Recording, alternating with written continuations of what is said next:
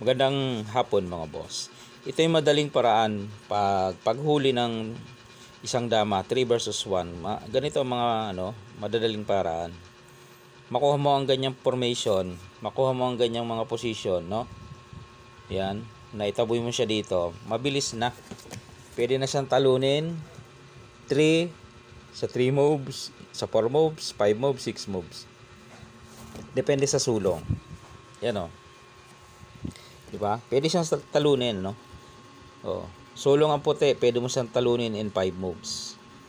Yan ang pinakamasimpleng paraan paano maghuli ng 3 versus 1. Yan o. Tandaan mo ang position na ito. Ito. Yung dama niya, maitaboy mo dito. Yan. Dito lang ang key move, dito. Yan. Isang sulong na yon. Kung pupunta siya dyan, 3 moves lang, okay na, di ba? Kain, 3 moves lang yan, okay. Pagpunta mo roon, at dito siya, kinuha niya ang center, ayan. Yan ang 5 moves. Akala niya, tablan na yan, kasi nakuha niya ang gitna. Tingnan mo, isa. Pumunta ng gitna, dito ka lang, pakain. 2. Pagkain niya, dito ka, 3. Di ba? Pagpunta niya roon, 4. Pagkain niya, 5. Yan. 5 moves, di ba? Mabilis lang mahuli. Pag nakuha mo ang ganyang posisyon. Ganyan mga technique paghuli ng 3 versus 1. Itataboy mo sa ganyang formation. Okay? Pwede ka naman mag-key move dito, no? Talo din yan. Kaya lang, 6 moves. 6 moves siya matatalo.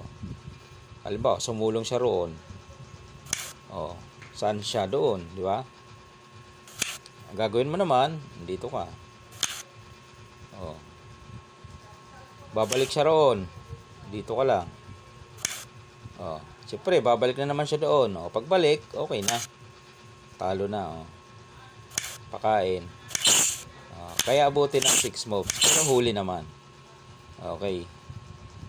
Yung puzzle kasi natin ito, 5 moves lang maximum. Dito kasi, ang key move mo ay abutin ng 6 moves. Pero pag dito, 5 moves lang yan. Pumunta siya ng gitna. Pakain. 2. Dito ka, 3. Pagpunta roon, dito ka, 4. Pagkain niya, kain mo, 5. Okay, yan na yung mga simpleng simpleng position paano mahuli ang 3 versus 1. Pag makuha mo yung position na yan, tandaan mo lang yan, lituhin mo lang siya, tapos maitaboy mo siya dito, tapos narito yung isa mo, okay na yan.